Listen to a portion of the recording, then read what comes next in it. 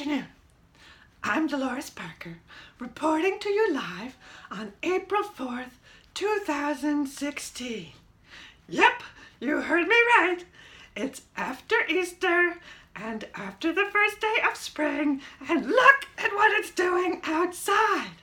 Now, I was quiet all year because there was hardly any snow and the weather was pretty warm. Now, the daffodils that were growing are dead, and that is not okay. I put away my winter clothes, and now I'm shivering in my little spring dress. So to Mother Nature, we say, what in the hizzy is going on? Hashtag nope. Dolores Parker, Gnome Home News.